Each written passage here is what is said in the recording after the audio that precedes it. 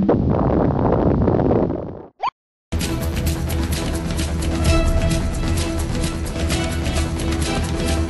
creation of an endless swarm, Tyranid Tactica. Blah! Genestealers. If you're playing against Tyranid, they are your worst enemy. If you're playing as Tyranid, they're your best friend. Especially if you upgrade them properly. There's a few essential upgrades that you must give Genestealers, and when I see people not give them these upgrades, I wonder, why are you even bothering to bring them in? They're just gonna die. Unless you're playing in a specific way or it's a really small game, you want to give them certain upgrades. But first, let's talk about why Genestealers are so awesome. Reason number one, they are troop choices. They can hold objectives, and they're meant to run up and just rip the hearts and intestines out of all your enemies, so they'll take their objectives too, while they snack on their bodies. Reason number two, they don't need synapse. Okay, they're independent, which means they can, well, we'll talk about a couple things that they can do, but they can be out of synapse range and still extremely effective. Number three, rending. I don't care what anybody says, rending was not nerfed in 5th edition. It's slightly less effective, just slightly. If you do the math, which most people don't bother doing, they just look at it and say, oh, that doesn't look as good. I did the math, and it turns out with the changes to 5th edition, what happened is you rend slightly less, but you wound slightly more. So you'll do more wounds, but slightly less rending. So it kind of works out in the end. In the end, the rending is still awesome and is what usually wins me the game. I'll be having a game and I'll be close to losing, and then one group of Genestealers just go and kill everybody, and I win. Reason number four, an unupgraded Genestealer is not that expensive. They're a little expensive. They're more along an elite. They should almost be put into the elite section. I'm glad that they haven't put them in the elite section because I can bring them as troops, which allows me sometimes, if I want to build an all Genestealer army. But like I said before, that's not my favorite thing to do because it's a little too effective. But it's fun sometimes if you're playing against certain types of players that can handle it. So with the upgrades, they can be just raw awesomeness. Reason number five, when brought with a Broodlord, oh, they just dish out so much pain, so much suffering and agony, that your opponent will fall to his knees and say, why? Why did you bring a Broodlord? We'll talk about the Broodlord in another video, but a Broodlord combined with Genestealers is the ultimate killing machine of the Tyranid. More ultimate than a Carnifex, more ultimate than 2 Carnifexi, more ultimate than anything else in all your Tyranids, and yet will be the most unsuspicious of everything because they're so small. It's not big like your Carnifex and hulking around like demon princes and all that. They just run over there and you're like, oh, it's just a Broodlord, and crunch, crunch, crunch, crunch, crunch, crunch, they're dead. Reason number 8, given the right upgrades, they can outflank. Reason number 9, outflanking is awesome. Reason number 12B, outflanking is almost too good to be true. Reason 85R, outflanking is so powerful that I wouldn't use it in a smaller game. If it's less than, say, 1,500 to 2,000 points, you're probably cheating if you bring outflanking. You might be wondering, how do I bring outflanking? Well, you upgrade them. You give them the Scout special ability, because any Scouts, or Scuttlers, sorry, Scuttlers. Because Scuttlers allows them to scout, and Scouts can outflank. And for those of you that don't know what outflanking is, picture this to be the board edge of your opponent. This is your board edge. Normally, you enter from your board edge, and you attack to your enemy's board edge. What about the sides? Wouldn't it be awesome if Genestealers could go, ha ha ha ha ha ha ha ha? Well, they can when you give them Scuttlers. They can outflank. Like I said, don't use it on a smaller game.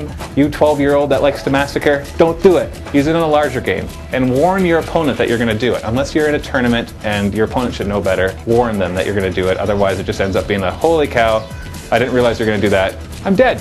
Hey, what's the point of even playing? And they don't have any fun. They know it's coming, they can prepare for it, and you can still use it to devastating end results. Let's talk a bit about the upgrades that you can give a Genestealer. The first upgrade is the most essential, and that is giving them an extended carapace. They only have 5+ armor saves, which isn't good enough. Most weapons have AP 5. You all of a sudden upgrade their extended carapace and give them a 4+ armor save, and they actually get an armor save against most weapons. The only time I would consider not giving them this extra armor save is if you're going to extensively use termagants to cover them at all points, in which case they'll always get a 4+ cover save. But even then, you might get smacked by some grenade or some sort of missile thing that goes over and blasts, and it might only be AP 5 or AP 6, and you won't get any save because all you had is a 5+ save. So, give them the extended carapace, it makes them last twice as long, which makes them kill twice as much. The next upgrade is, you'll notice this one has siding talons. That's these little pointy things. It gives them an extra attack. Whether you give them that or not is up to you. It depends on the size of the game. If it's a larger game with lots of points, I'll always give them siding talons because why not give them an extra attack? They come in and chomp, oh, 48 attacks, oh, they rend, oh, they Yeah, they get to reroll so many things, and we'll talk about feeder tendrils in a second. Give them siding talons if you have the points to spend, and don't bother if you don't, because it's just extra attacks. So it's like more Genestealers, kind of. But they're definitely worth the points to give them the siding talons as well. The other big upgrade that you want to consider, actually you don't want to consider, you always want to give them this, is feeder tendrils. Feeder tendrils allow them to re-roll when they miss in close combat, and they can confer this bonus on any other units within 2 inches of them too. So you can run them up there with a Carnifex, and the Carnifex can re-roll when he misses. Or you run them up there with a Hive Tyrant, and the Hive Tyrant can re-roll. Or they're with a Broodlord. Actually, that's different. You give the Broodlord feeder tendrils and the rest of them something else. But we'll go into that in another video. In all cases, feeder tendrils are awesome, and for the points that it costs, which is only 1 point, of course you have to give it to all of them in the group. You can't just give one of them feeder tendrils. For the 1 point per model, so if you have a group of 12, that's 12 extra points. It's piddly. They all of a sudden become uber killing machines in close combat. So much that if your opponent doesn't shoot at them, he's crazy, and he wants to die. There's other upgrades you can give him as well. It would be nice to be able to give him flesh hooks, but of course if you give him feeder tendrils, you can't give him that. Otherwise it would be a useful upgrade for them to run into cover.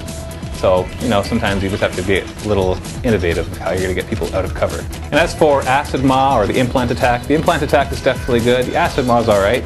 I don't usually use it that often. The Implant Attack I don't even use that often either. I know you get to re-roll your first combat, a missing to wound, and you combine that with feeder tendrils and it's crazy. But,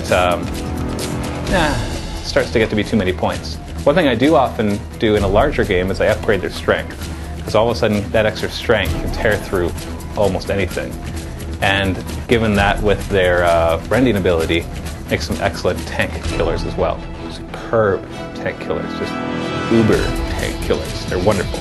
So in an army, how do I use my Genestealers? Well, I usually bring a group of Genestealers for every group of Gaunts that I have, cover them with Gaunts, or outflank them so that they can avoid getting shot at. You don't want them to get shot at all. If they get shot at, they're going to die. The opponent can wipe out an entire group of Genestealers quite easy because they don't have a really high toughness or a really good save or any of that. They only have 1 wound each, so it's not like they're very survivable. They do die quickly. But if you can get them to the opponent, then all you have to do is just crunch, and then when you win in combat, in 4th edition, the awesome thing was just you consolidated from a combat into the next combat. And once you consolidate from that combat to the next combat, but you can't do that anymore. You got to stop 1 inch before the enemy. And when you stop 1 inch before the enemy, what are they going to do? They're going to go, holy crap, Genestealers, and they're going to kill most of them, effectively wiping out your ability to really wreak havoc. So when you consolidate, try to get them behind cover. Use whatever tactics you can to get them away from being shot at as possible. Sometimes you can't, sometimes they'll get gunned down. As long as they kill enough guys or draw enough fire, then they'll have been worth their points. That's really all there is for tactics for Genestealers. Of course, using the feeder tendrils in association with other units, running them up there, and then having a Gaunt unit nearby and a Carnifex unit nearby will give you the benefit of the rerolls when they attack, even though they're not the Genestealers. And so it's just a very powerful combination. Strongly suggest you use Genestealers. If you don't use Genestealers, then you're looking not to win, which is fine. If you just want to play a game for fun and you're not actually trying to win, then don't bother using Genestealers. But use them. Use them effectively, and they will win you the game.